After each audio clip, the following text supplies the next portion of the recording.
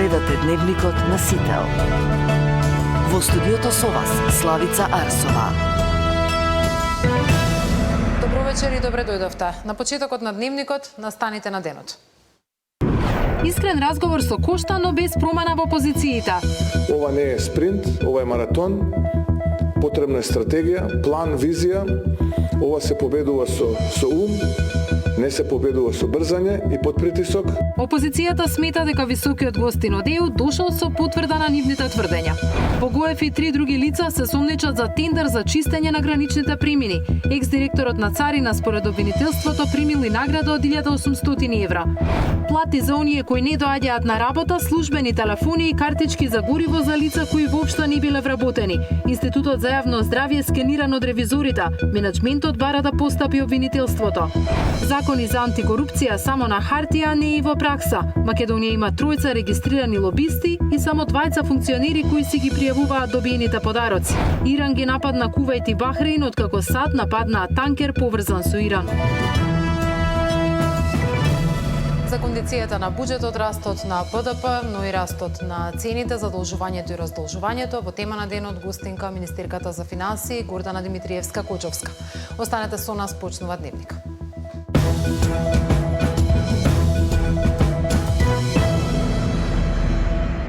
По посетата на претседателот на Европскиот совет Антонио Кошта, премиерот вели дека имали искрен разговор, но дека ставот на владата за уставните измени останува непроменет. Овој маратон се добива со ум, а не со брзање, рече денеска Мицкоски.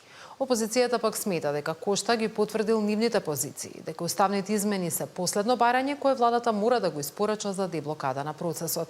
Следна можност за разговори за ситуацијата во која се наоѓа Македонија, представниците на владата ќе имаат во следните 2 дена за време на самитот ЕУ Западен Балкан во Црнагора. Катерина Нешкова ги има политичките пораки. Со претседателот на Европскиот совет Антонио Кошта имаме искрени и пријателски разговори, но остануваат разликите околу барањето за уставните измени. Владата останува на својата позиција и нема цена по која ќе го промени ваквиот став, вели премиерот Мицкоски по посетата на брюселскиот авторитет. Мицкоски не очекува промена на ставот и на официјална Софија, но вели дека Македонија ќе победи со аргументи. Повика на обединување, коментирајќи дека ова не е спринт, туку битка што треба да се води со разум. Не само што ова не е единствениот услов за да влеземе во процесот и да го тој процес изводиме до крај, туку напротив, таму работите драматично се радикализираат, а причината за тоа е нормално опозицијата кај нас, која што за жал не бира средства за да ги урива позициите на владата кога станува збор за одбрана на македонските национални интереси и представува мекото ткиво на македонскиот национален идентитет. Но и тоа ќе го издржиме, имаме доволно сила и да победиме дома, но и да победуваме надвор, така што ние сме подготвени за сето ова, имаме факти, имаме аргументи, ќе работиме. Ова не е спринт, ова е маратон, потребна е стратегија, план, визија.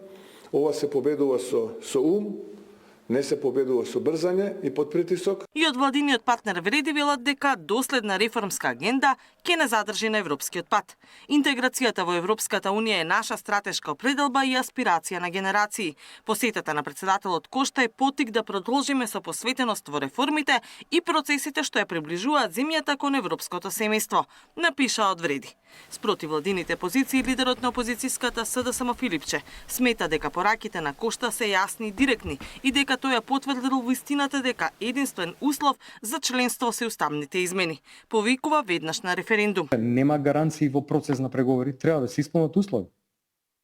Немало гаранции за Хрватска, за Бугарија, за Словенија немало гаранции. Значи се менаџираат проблемите. Се наметнуваат барања, има потреби, треба да се отворат кластери, треба да се затворат кластери, треба да се спроведе реформската агенда. Лага е тоа дека владата добро ја спроведува реформската агенда кај нас. Лага едноставно. Што не е направено како што треба. Сме ги изгубили и време, сме изгубиле реформи и сме изгубиле пари. Кој не го земал идентитетот и јазикот? Со векови на нас, да не кажам. Никој не ни може да ни го одземе, И ние сега не правиме чекор кој што не е никаков ризик, плашејќи се да не се случи нешто. Цела Европа седи на маса, сите заедно ќе видиме за тоа прашање. Јас реков споделуваме одговорност. Ако тоа се случи, заедно седнуваме на маса и преговараме. То никој не може и не сме да го бара. И тоа е апсурдна, лажна предпоставка на оваа власт. Затоа што мотивите се други. Од опозицијската ЛДП пак исто повикуваат на брзи уставни измени, бидејќи тоа било побарано и од председателот на Европскиот совет, но велат дека тие треба да бидат со одложено дејство до членство во Унијата. Во европските документи од преговарачката рамка не постои обврска. Уставните измени веднаш да стапат на сила, што остава простор за разумно и државничко решение околу кое може да се изгради поширок национален консензус, коментираат од партијата на Зајкова. Мицкоски и Кошта повторно ќе се сретнат уште утре во Тиват, каде се одржува самитот на Европската Унија за Западен Балкан, на кој се очекува да се слушнат и детали од последниот план на германскиот канцелар Мерц за асоцијативно членство на Украина, но и постепено интегрирање на Западен Балкан. Катерина Нешкова, Сител телевизија. Богоев и 3 други лица се сомничат за тендер за чистење на граничните премини. Екс-директорот на Царина според обвинителството примил и награда од 1800 евра. Плати за оние кои не доаѓаат на работа, службени телефони и картички за гориво за лица кои воопшто не биле вработени. Институтот за јавно здравје скениран од ревизорите. Менеджментот бара да постапи обвинителството.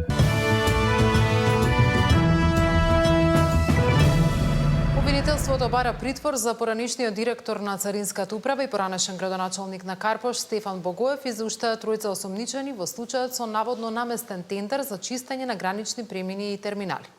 Според обвинителството, осомничените ја изиграле постапката за јавна набавка, фаворизирале конкретна фирма и овозможиле противправна корист од над 18 милиони денари. Обвинителството тврди дека Богоев примил награда од околу 1800 евра за противзаконито влијание. Осомничените уште попладнево беа изведени пред судија на претходна постапка, откако претходно беа во полициска станица. Од пред судот известува Мирјана Давидовска. Мирјана, има ли одлука на судијата на претходна постапка за определување на некакви мерки?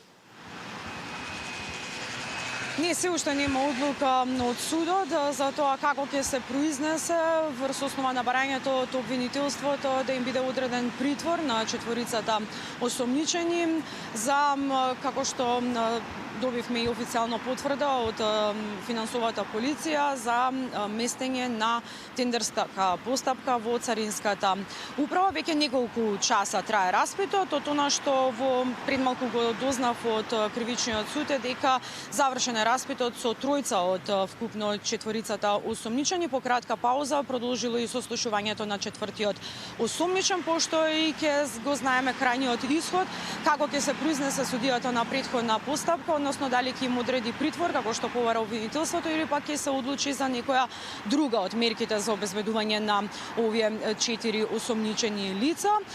Според оние најави кои што ги добивме до овој момент, ќе очекуваме и изјави од бранителите на четворицата осомничени, но и на обвинителот кој што го застапува овој случај. Инаку, според кривичната пријава од финансовата полиција која што поднесе до обвинителството, се работи за случај со местење на тендерска постапка во Царинската управа. Во периодот од јули 2023 година до март 2024 осомничените свесно ги прекршиле прописите за јавни набавки пред доделување на договор за надворешно одржување на хигиена на граничните премини и терминалите. Па така, прво осомничениот, екс-директорот на Царинската управа Стефан Богоев, во својство на директор, е искористил положбата и влиел врз тендерската документација и техничките спецификации, намерно внесувајќи ограничувачки критериуми за да фаворизира точно определена фирма. А второ, осомничениот кој што му бил заменик директор вршил притисок и влиел врз другите економски оператори да не учествуваат во завршната фаза од оваа постапка. И со ова на фирмата на која што и бил наместен тендерот, фирмата успеала да се стекне противправно со имот на корист во вредност од околу 300.000 евра. Како резултат на оваа влијание обезбедени се и докази дека поранишниот директор Стефан Богоев е добил и парична награда во износ од околу 1.800 евра. Четворицата осомничени се товарат за злоупотреба на службената положба, влијание врз тендерската постапка за примање и давање влијание. Подкупи исто така за примање награда за противзаконито влијание. Во моментов добивам информација дека распитот веќе завршил, што значи, како што кажав и на почетокот, ќе го чекаме исходот од судијата на претходна постапка за тоа дали ќе им биде одреден притвор на четворицата осомничени и претпоставам дека и во секој момент од сега, доколку излезат за изјави, секако ќе побарам и повторно вклучување. Ирена, ќе те очекуваме во тој дел. Имаше ли денеска и какви беа политичките реакции за ова приведување? Да, беше прашан и лидерот на опозицијската партија СДСМ што мисли за овој случај, бидејќи се работи за екс-директор на Царинската управа кој што доаѓаше токму од редовите на СДСМ, кој што рече дека не би сакал да коментира, дека ќе почека да слушне од истражните органи детали, па потоа ќе се произнесат со свој став. Коментар имаше и од премиерот на државата, па предлагам во продолжение да ги слушнеме.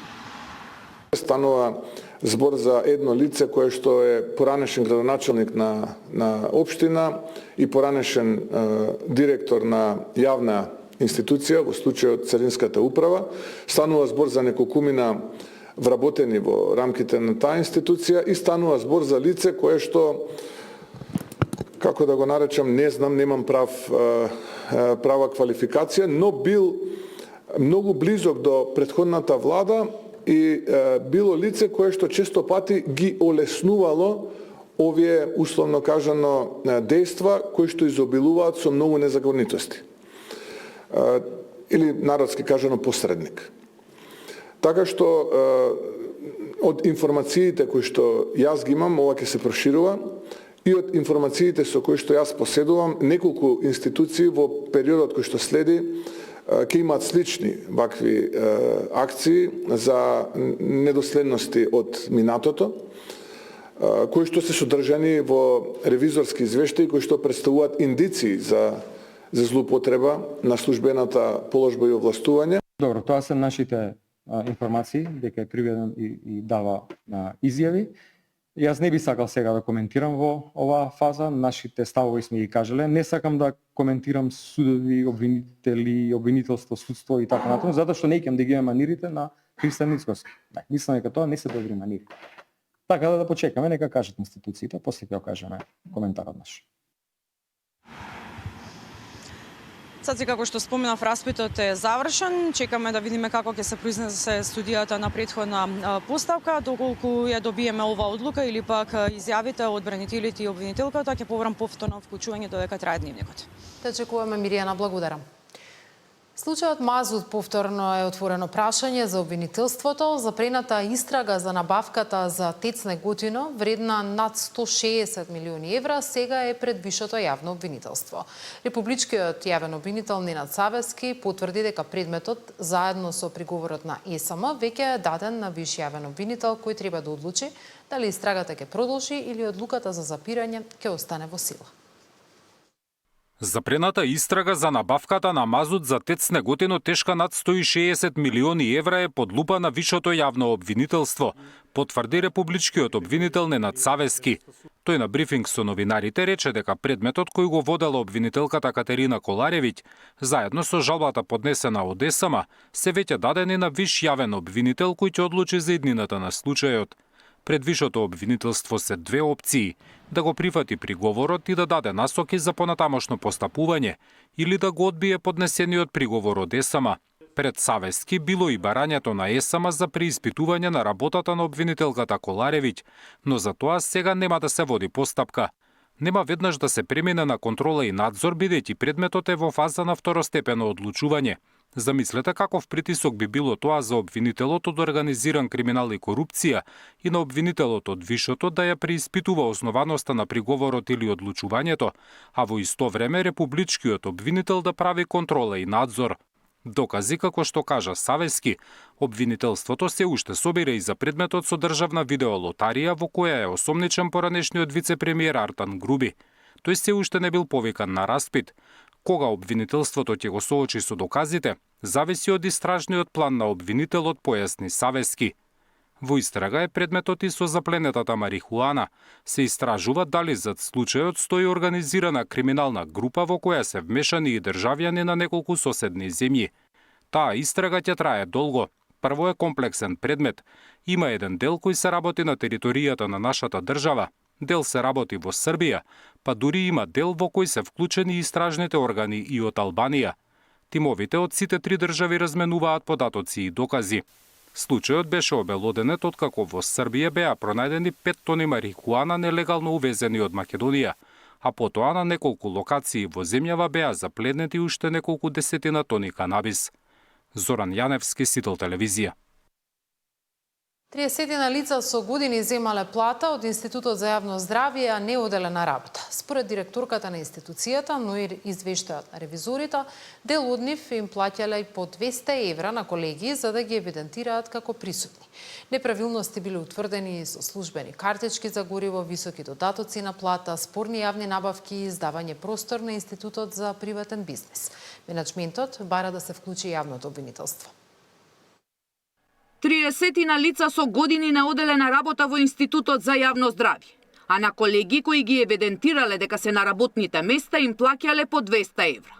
Неколкумина кои не биле вработени во ИАЗ имале картички од институцијата и си точеле бензин за лични потреби. Архиварка земала плата од 100.000 денари, бидејќи се пресметувала и приправност, иако не е во таа категорија. А други вработени земале од 44.000 до 88.000 денари плюс на плата, за, например, чистење на дворот. Повеќе објавениот ревизорски извештај за работењето на Институтот во 2024 година. Денеска директорката со дополнителни податоци. Каква состојба затекнала кога пред 2 години ја преземала функцијата? Идев по канцеларија и ги прашував, извинете, вие што работите, како јас можам да ви помогнам, да ве мотивирам, еве во иднина што би можеле подобро да сработиме, како вие како работник би биле помотивирани да работиме. И тој вели, па не знам. Кажете ми, викам, еве ако не ви текнува сега, можете да ми се обратите. Ама што работите? Викам, баш ме интересира која е вашата дневна обврска. Еве денеска што завршивте? Тоа зборувам за првите 2-3 дена кога дојдов, нели сакам да ги запознам работените. Сега после моje инсистирање ми вика, знаете како, па јас не доаѓам баш на работа. Андоновска кажа дека претходното раководство набавувало опрема што веќе ја имале. Кабел долг 15 километри за кој биле платени 15.000 евра, но нигде го нема, како и издавање на простор на Институтот за буреκджилница. Како посериозен прекршок со кој биле доведени во прашање здравствените услуги што ги примале граѓаните, е што фармацевски техничар вршел услуги како лаборант. Да имало награди од 400-500 евра месечно со образложение, така стои, за домаќинско работење, цитирам, домаќинско работење или изворедна успешност. Се давале награди за домаќинско работење, но ова не по недомаќинско работење јас немам виден. Целата документација со бројните пропусти и неправилности уште пред 1 година ја доставиле до секторот за криминалистика во МВР, а очекуваа да реагира и обвинителството. Од каде пак вела дека ако ревизорскиот извештај биде доставен, ќе ги проверат наводите.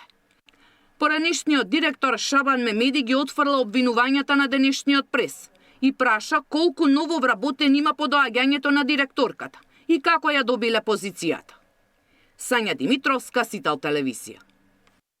Се враќаме назад пред кривичниот суд, каде во моментов треба да започне изјавата на обвинителката која го води случајот во кој има 4 осомничени лица за наводни злоупотреби во царината. Одиме во живо пред кривичниот суд.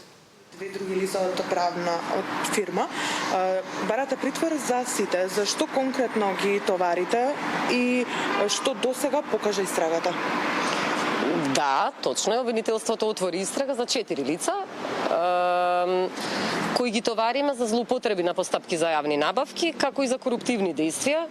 Ќе разберете дека ова е рана фаза од истрагата, во која ќе се обезбедуваат дополнителни докази, меѓутоа досегашните сомневања, квалитетот на доказите и вкупните околности ни налагаат обврска да одиме со оваа мерка притворска, предлог за притворска мерка која ја доставуваме до судот,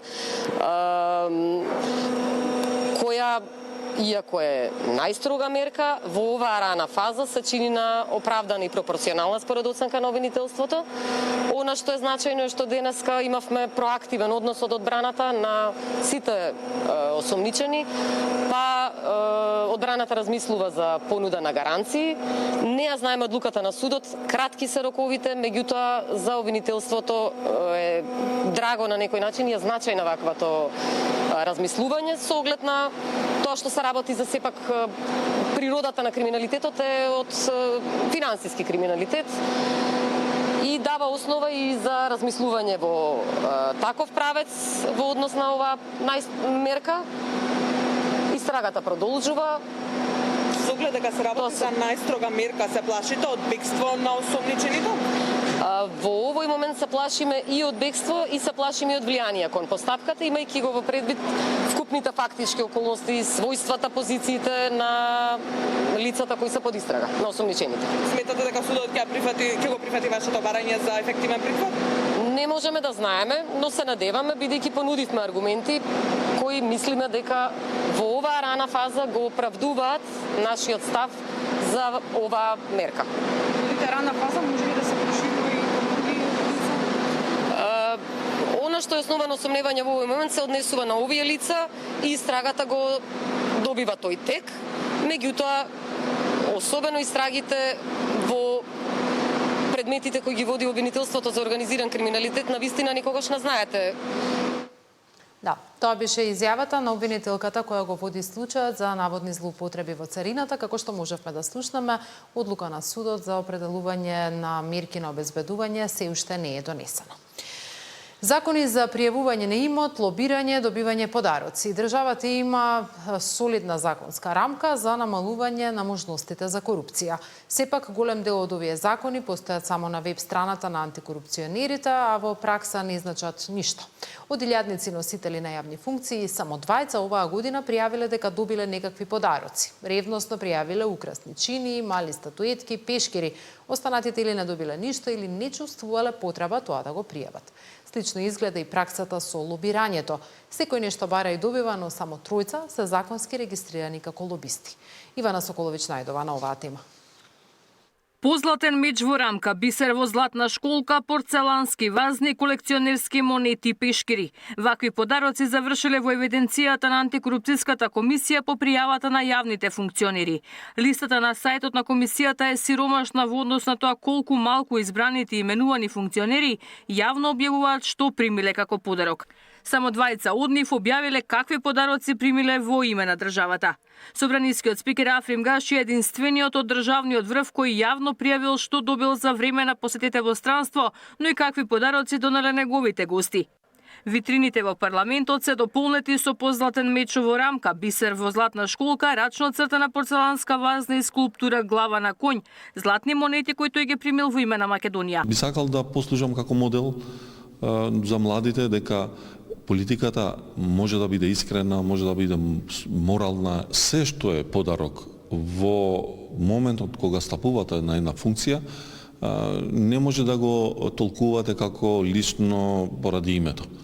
Во моментот кога го имате тоа својство на функционер, се мора да биде под таа обвивка и под тоа начело и затоа мислам дека и да е едно пенкалце и да е едно најмалку нешто, мислам дека треба да го покажеме. И државниот ревизор Максим Мацевски ажурно ги пријавувал сите добиени подароци, а според евиденцијата на антикорупцијска, на негово име пријавени се 46 подароци од украсни парички, рамки со народни носи и украсни бродови, стаклена вазна, декоративни чини. Дека се она што е дадено во преходниот период на Државниот завод за ревизија и мене лично, како подарок сме го одложили, сме напишале од која институција доаѓа да видат дека навистина тој подарок не завршил дома во домашните витрини, него во витрините на Државниот завод за ревизија. Законската обврска јавно да ги пријавуваат подароците добиени за време на мандатот е пропишан со уредба уште во 2015 година, но функционерите или не добивале подароци или се неажурни во исполнувањето на обврските. Функционерите не се расположени да го пријават подарокот, ама не ги ажурираат и податоците за стекнатиот имот.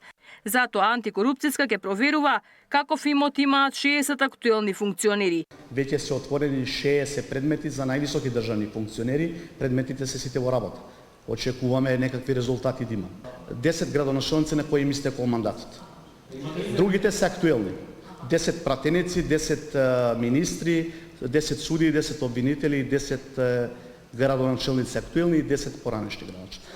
Антикорупцијска ги интензивира и напорите сите лобисти кои преговараат во државните институции да бидат регистрирани, а за секое лобирање во одредена област тоа да биде регистрирано, за да се направи дистинкција меѓу влијанието и лобирањето кај институциите.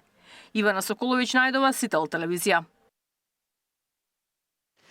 Македонската економија во првиот квартал од оваа година пораснала за 3,1%, покажуваат најновите податоци на Државниот завод за статистика. Премиерот растот на платите и тоа што го очекуваме, но фактичката состојба е дека ние имаме раст на просечната плата и со последниот податок од трети месец од 8,2% номинално, што јасно и е тоа многу повисоко од колку инфлацијата во период, што јасно покажува дека имаме раст на платите. Имавме раст на пензиите и понатаму растат. Верувам дека граѓаните, како што нели и јас очекувам тоа да биде и со позабрзано темпо, меѓутоа треба да помине еден подолг период континуиран каде што имаме повисоки стапки на раст за да почувствуваме уште поголеми бенефити. Многу е важно очекувањата за следниот период, затоа што овие бројки се однесуваат за првиот квартал. Меѓутоа, војната на Блискиот Исток се случи 28 и почна 28 февруари. Значи вториот квартал бројките нема да бидат толку позитивни. Не би се согласила со тоа заради тоа што ние како држава гледаме дека во континуитет имаме инвестиции. Оно што исто така многу ме радува и во последниот период е забележително кога ќе ги погледнеме кредитите кај претпријатијата, односно приватниот сектор. И таму забележуваме во континуитет двоцифрена бројка, да кажеме, како стапка на раст на кредитите. Тоа упатува на поголема економска активност кај приватниот сектор во однос на минатото. Секако дека тука многу големо влијание имаше унгарскиот кредит, меѓутоа и банкарскиот сектор, нели, го кредитира стопанството, да го кажеме, но од друга страна стопанството има едно позитивно економско обкружување, врз основа на тоа носи одлука за да инвестира. Доколку не се сигурни, а тука владата има круцијална улога, доколку не се сигурни, тие не би инвестирале. Ако ги погледнеме бројките, ќе видиме дека дефинитивно во континуитет ние имаме инвестиции. Сега, тоа нема да биде секогаш со ист интензитет, затоа што една фабрика која ќе направи одредена инвестиција, потоа во следните неколку години таа очекува првин да види бенефит од таа инвестиција, па ќе донесе одлука нели за нова. Ова нема да трае во континуитет. Меѓутоа, ова што се случува во последните 2 години, јасно покажува дека компаниите си ја гледаат тука својата иднина и тоа во суштина дава нели позитивни ефекти на бруто домашниот производ. Да не го заборавиме моментот со растот последните податоци за растот на индустријското производство или пак за бројот на вработени лица. 17.000 ново вработени лица не е мала бројка. Тоа е поголем дел во приватниот сектор, не е во државниот. Така што сето тоа јасно кажува дека навистина имаме една позитивна клима која што ќе продолжи понатаму. Имајќи предвид, морам да кажам, и фактот дека ние имаме постојана комуникација со коморите и до овој момент не е забележано некаде во било која од овие приватни компании да има некаков поголем проблем или да имаат некое чувство во, да речеме, извозот или во нивното секојдневно работење дека има одредени проблеми. Меѓутоа, дел од компаниите се жалеа дека им доцни повратот на ДДВ во минатото. Каква е сега состојбата? Ние постојано тоа го кажуваме дека како Министерство за финансии обврските по однос на ДДВ-то ги сервисираме на време. Еве последниот податок од месец мај, сега тој податок ќе излезе нели во 25 јуни извршувањето на буџетот. Последниот податок кажува дека повратот на ДДВ заклучно со мај е за 4,7% поголем во однос на истиот период минатата година. Што значи дека ние навистина, мислам, едно е што коментира опозицијата и тоа е нивна работа. Меѓутоа ова се фактички состојби и реални бројки кои што може секој да ги погледне кога ќе излезат, а и понатаму остануваат нели на сајтот на Министерството за финансии. Така, за неколку дена статистиката ќе објави и стапката на инфлација. Какви бројки очекувате овде? Да, во постојана комуникација сум со директорот на Државниот пазарен инспекторат, кој пак морам да кажам во изминатите тиот период навистина е на ниво на задача. Инспекторите се постојано во контроли, најчесто се нели во маркетите, затоа што целта пред се на владата е да направи максимална заштита на животниот стандард на граѓаните, посебно кога станува збор за прехранбените производи. Од она што го имаме како податоци, а истите ги споделува директорот и со мене, последните посети по маркетите беа направени на 15 мај, состојбата е стабилна и истото се очекува да продолжи во следниот период. Така, исплатена евроврзницата од 700 милиони евра. Колку пари ќе ни требаат за сервисирање, редовно сервисирање на врските до крајот на годината? Согласно проекциите, значи на буџетот, како беше испроектирано со буџетот, носењето на буџетот за 2026 година, така оди финансирањето. Сето она што значеше да обезбедиме средства за финансирање, за најпрво отплата на старите долгови, сето тоа ние го направивме и дополнително на тоа, нели, она што треба да го обезбедиме до крајот на годината, тоа е сервисирање на буџетскиот дефицит. Тука имаме уште одредени, да кажеме, обврски или би рекла побарувања кои што би ги имале по основ нели на дали ќе бидат тоа државни харти од вредност или ќе биде надворешно. Не недостасуваат. Тие, видете, не можеме да кажеме недостасуваат. Проектирани согласно буџетот за 2026 година.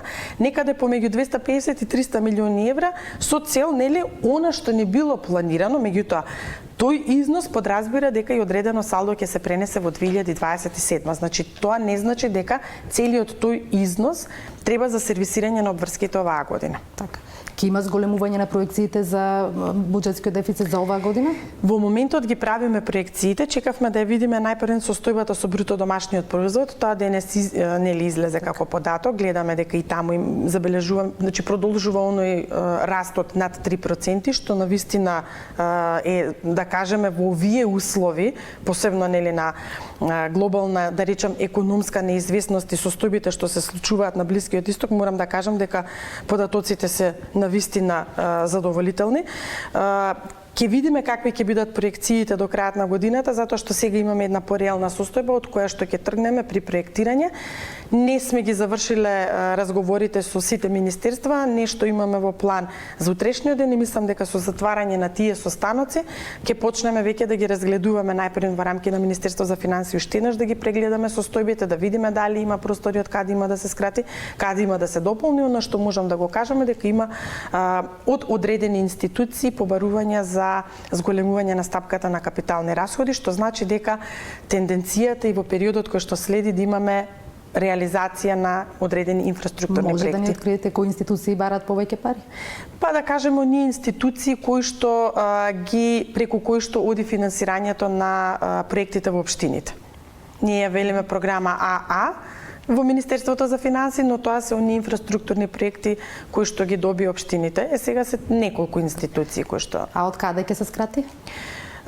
И тоа е сега уште една од работите која што анализираме во периодов, ќе видиме дополнително и секако мислам кога ќе ги направиме конечно пресметките ќе информираме за тоа. Првична бројка, нешто контурите да ни ги откриете во новиот ребаланс, да претпоставувам дека за во следниве 10 дена ќе го пратите на освојување во влада. Значи колку се проектира економски раст, колку буџетски дефицит, колкава инфлација?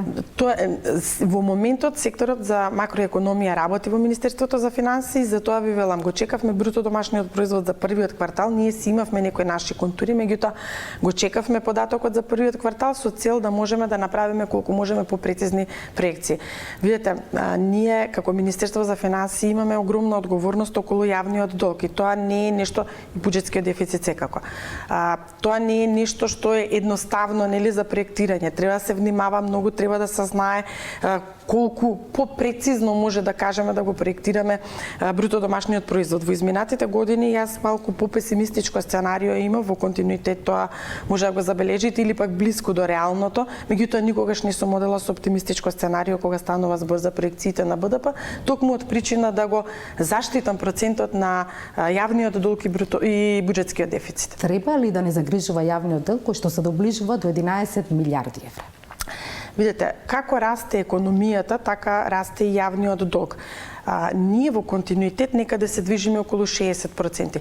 Многу пати во минатото сум зборувала, сега веќе повеќе од она искуство што го имам, ајде да кажеме банкарско, дека зголемувањето на долгот или задолжувањето не е страшно ако е правилно насочено. Затоа што секој нов долг насочен кон одреден проект кој што ќе има додадена вредност за економијата, во суштина ќе го намалува тој процент на јавен долг.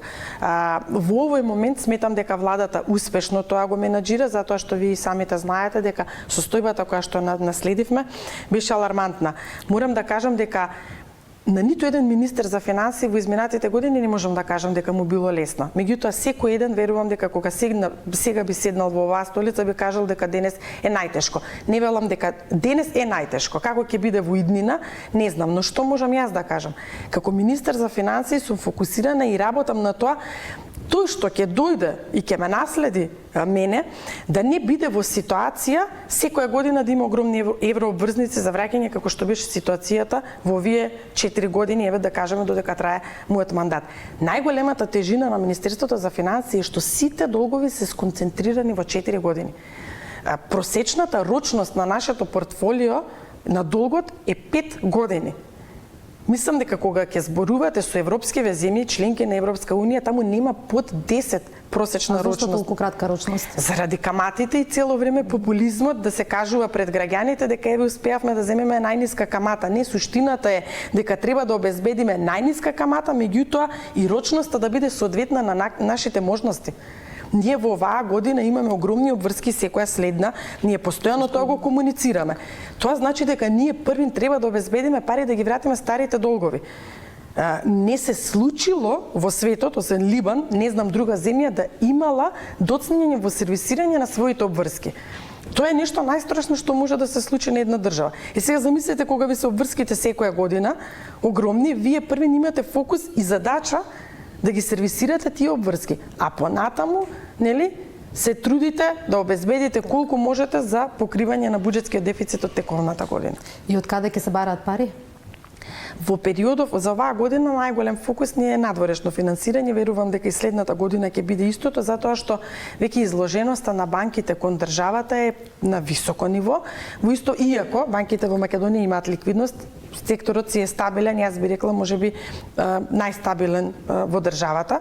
Тука апсолутно нема простор за дискусија, но треба да ги оставиме банките и да ги релаксираме да имаат поголем простор да го финансираат приватниот сектор.